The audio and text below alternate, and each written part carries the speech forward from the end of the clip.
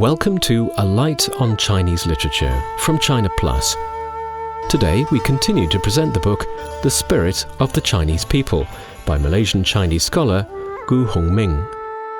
This episode is part one of the article titled Chinese Scholarship, in which the author makes an attempt to examine what had already been accomplished in terms of Chinese scholarship before the 1920s. Here is your narrator, Manling. Enjoy.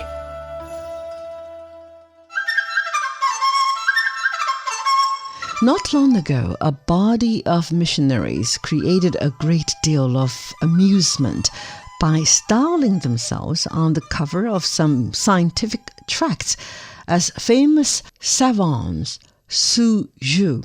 The idea was, of course, extremely ridiculous. There is certainly not one Chinaman in the whole empire who would venture to arrogate to himself the Chinese word Zhu, which includes in it all the highest attributes of a scholar or literary man.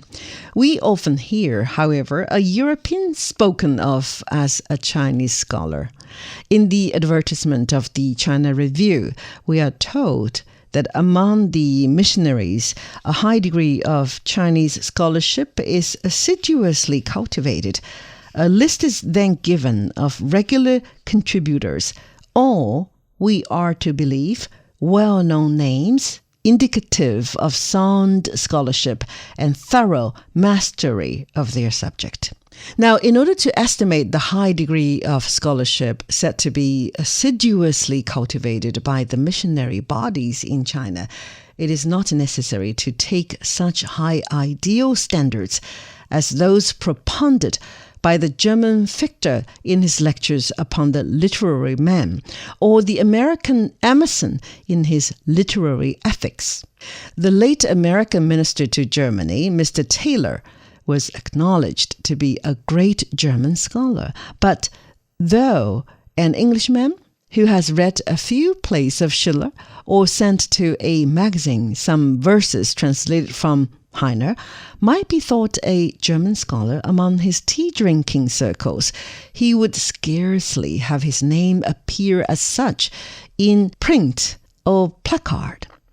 Yet among Europeans in China, the publication of a few dialogues in some provincial patios or collection of 100 proverbs at once entitles a man to be called a Chinese scholar. There is, of course, no harm in a name, and with the exterritorial clause in the treaty, an Englishman in China might, with impunity, call himself Confucius, if so it pleases him.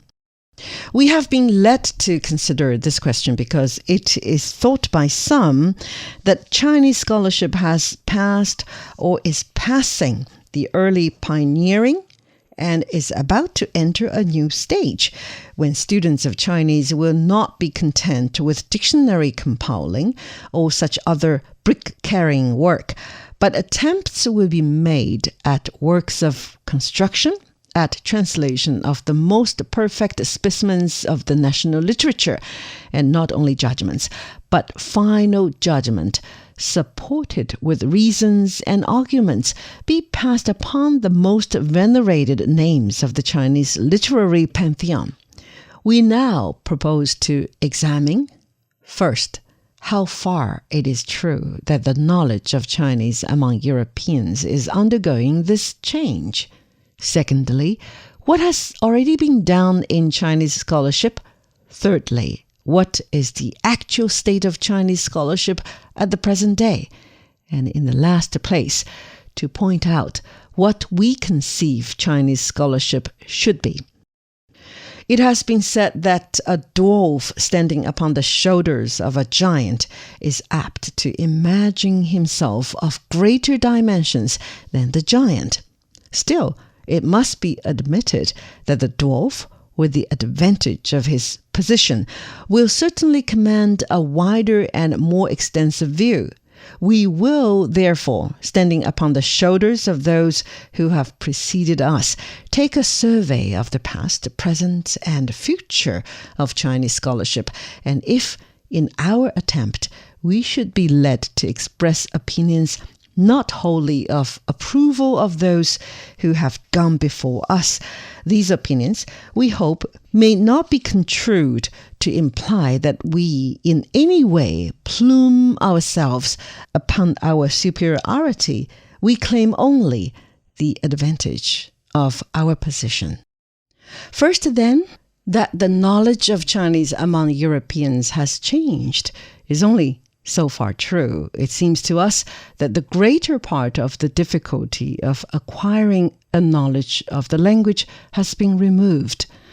The once prevalent belief, says Mr. Giles, in the great difficulty of acquiring a colloquial knowledge, even of a single Chinese dialect, has long since taken its place among other historical fictions. Indeed, even with regard to the written language, a student in the British Consular Service, after 2 years' residence in Peking and a year or two at a consulate, can now readily make out at sight the general meaning of an ordinary dispatch. That the knowledge of Chinese among foreigners in China has so far changed, we readily admit. But what is contended for beyond this, we feel very much inclined to doubt. After the early Jesuit missionaries, the publication of Dr. Morrison's famous dictionary is justly regarded as the point de départ of all that has been accomplished in Chinese scholarship. The work will certainly remain a standing monument of the earnestness, zeal, and consciousness of the early Protestant missionaries. After Morrison came a class of scholars of whom Sir John Davis and Dr. Guzlov might be taken as representatives.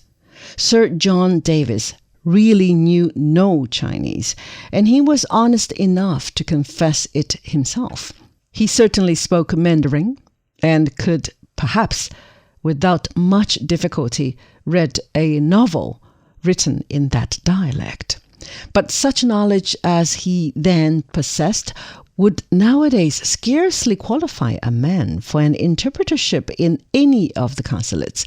It is nevertheless very remarkable that the notions about the Chinese of most Englishmen, even to this day, will be found to have been acquired from Sir John Davis' book on China. Dr. Guzlov perhaps knew a little more Chinese than Sir John Davis, but he attempted to pass himself off as knowing a great deal more than he did. The late Mr. Thomas Meadows afterwards did good service in exposing the pretension of Dr. Guzlov and such other men as missionaries Uck and Du Out. After this, it is curious to Mr. Boga in his recent history of China, quoting these men as authorities. In France, Remusat was the first to occupy a chair of Chinese professorship in any European university. Of his labors, we are not in a position to express an opinion, but one book of his attracted notice. It was a translation of a novel, The Two Cousins. The book was read by Leigh Hunt, and by him recommended to Carlyle, and by Carlyle to John Sterling, who read it with delight and said that the book was certainly written by a man of genius, but a man of genius after the dragon pattern. The Zhu Kiao Li, as the novel is called in Chinese, is a pleasant enough book to read, but it takes no high place even among the inferior class of books, of which it is a specimen. Nevertheless, it is always pleasant to think that thoughts and images from the brain of a Chinaman have actually passed through such minds as those of Carlyle and Leigh Hunt. After Remusat followed Stanislas Julien and Poitiers.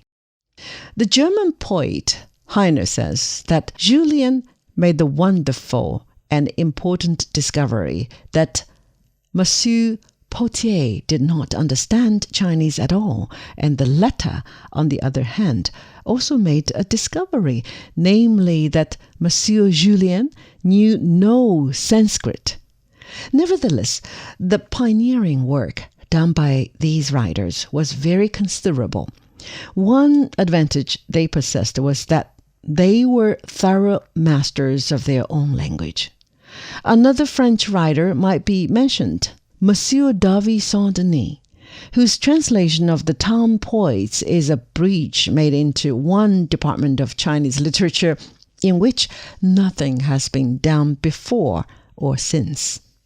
In Germany, Dr. Platt of Munich published a book on Chinese, which he entitled Die Menchuai. Like all books written in Germany, it is a solid piece of work, thoroughly well done. Its evident design was to give a history of the origin of the present Manchu dynasty in China, but the latter portions of the book contain information on questions connected with China, which we know not where to find in any other book written in European language. Such work as Dr. Williams' Middle Kingdom is a mere nursery story book compared with it. Another German Chinese scholar is Herr von Strauss, formerly the minister of a little German principality which has since 1866 been swallowed up by Prussia. The old minister in his retirement amused himself with the study of Chinese. He published a translation of Lao Tzu and recently of the Shi Qing. Mr. Faber of Canton speaks of some portions of his Lao Tzu as being perfect. His translation of the Odes is also said to be very spirited. We have, unfortunately, not been able to procure these books. From China Plus, you're listening to A Light on Chinese Literature. The scholars we have named above may be regarded as sinologues of the earliest period, beginning with the publication of Dr. Morrison's dictionary. The second period began with the appearance of two standard works. First, the Two Archic of Sir Thomas Wade. Second, the Chinese classics of Dr. Legge. As to the first, those who have now gone beyond the Mandarin colloquial in their knowledge might be inclined to regard it lightingly, but it is, notwithstanding, a great work, the most perfect within the limits of what was attempted of all the English books that have been published on the Chinese language. The book, moreover, was written in response to a crying necessity of the time. Some such book had to be written, and lo, it was done, and done in a way that took away all chance of contemporary as well as future competition.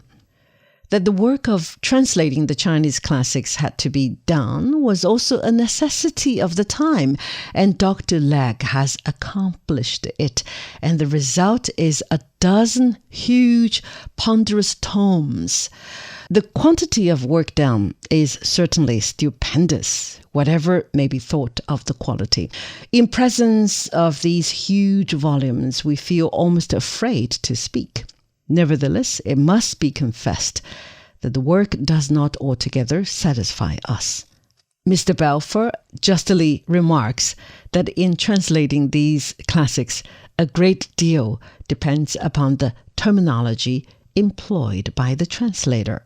Now we feel that the terminology employed by Dr. Legge is harsh, crude, inadequate, and in some places almost unidiomatic. So far from the form. As to the matter, we will not hazard our own opinion, but will let the Reverend Mr. Faber of Canton speak for us. Dr. Legge's own notes on Mencius, he says, show that Dr. Legge has not a philosophic understanding of his author. We are certain that Dr. Legge could not have read and translated these works without having in some way tried to conceive and shape to his own mind the teaching of Confucius and his school as a connected whole. Yet it is extraordinary that neither in his notes nor in his dissertations has Dr. Legge let slip a single phrase or sentence to show what he conceived the teaching of Confucius really to be, as a philosophical whole. Altogether, therefore, Dr. Legge's judgment on the value of these works cannot by any means be accepted as final, and the translator of the Chinese classics is yet to come. Since the appearance of the two works above mentioned, many books have been written on China. A few, it is true, of really great scholastic importance, but none, we believe, showing that Chinese scholarship has reached an important turning point. First, there is Mr. Wiley's Notes on Chinese Literature. It is, however, a mere catalogue and not a book with any literary pretension at all. Another is the late Mr. Mayer's Chinese Reader's Manual. It is certainly not a work that can lay claim to any degree of perfection. Nevertheless, it is a very great work, the most honest, conscientious, and unpretending of all the books that have been written on China. Its usefulness, moreover, is inferior only to the Tzu Chi of Sir Thomas Wade. Another Chinese scholar of note is Mr. Herbert A. Giles of the British Consular Service. Like the early French sinologues, Mr. Giles possesses the enviable advantage of a clear, vigorous, and beautiful style. Every object he touches upon becomes at once clear and luminous, but with one or two exceptions, he has not been quite fortunate in the choice of subjects worthy of his pen. One exception is the strange stories from a Chinese studio, which may be taken as a model of what translation from the Chinese should be. But the Liao Chai Chi Yi, a remarkably beautiful literary work of art, though it belongs yet not to the highest specimens of Chinese literature. Next to Dr. Legge's labors, Mr. Balfour's recent translation of the Nanhua King of Chuanzi is a work of certainly the highest ambition. We confess to have experienced, when we first heard the work announced, a degree of expectation and delight, which the announcement of an Englishman entering the Manling College would scarcely have raised in us. The Nanhua King is acknowledged by the Chinese to be one of the most perfect of the highest specimens of their national literature. Since its appearance 2 centuries before the Christian era, the influence of the book upon the literature of China is scarcely inferior to the works of Confucius and his schools, while its effect upon the language and spirit of the poetical and imaginative literature of succeeding dynasties is almost as exclusive as that of the 4 books and 5 classics upon the philosophical works of China. But Mr. Balfour's work is not a translation at all. It is simply a mistranslation. This, we acknowledge, is a heavy and, for us, daring judgment to pass upon a work upon which Mr. Balfour must have spent many years. But we have ventured it, and it will be expected of us to make good our judgment. We believe Mr. Balfour would hardly condescend to join issue with us if we were to raise the question of the true interpretation of the philosophy of Chuanzi.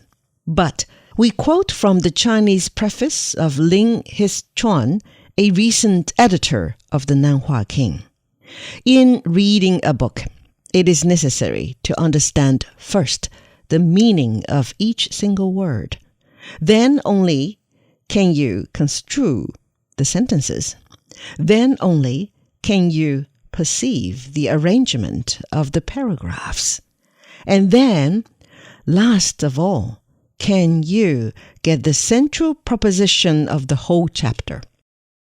Now, every page of Mr. Balfour's translation bears marks that he has not understood the meaning of many single words, that he has not construed the sentences correctly, and that he has missed the arrangement of the paragraphs. If these propositions which we have assumed can be proved to be true, as they can easily be done, being merely points regarding rules of grammar and syntax, it then follows very clearly that Mr. Balfour has missed the meaning and central proposition of whole chapters. But of all the Chinese scholars of the present day, we are inclined to place the Reverend Mr. Faber of Canton at the head. We do not think that Mr. Faber's labors are of more scholastic value or a higher degree of literary merit than the works of others, but we find that almost every sentence he has written shows a grasp of literary and philosophical principles such as we do not find in any other scholar of the present time. What we conceive these principles to be, we must reserve for the next portion of the present paper, when we hope to be able to state the methods, aims, and objects of Chinese scholarship. This has been a China Plus production. Thanks for listening. If you like the show, be sure to subscribe to the podcast for free. If you have any comments about the episodes, just send us an email, podcast@cri.com.cn. podcast@cri.com.cn. We're also on Facebook and Twitter @China Plus News. China Plus.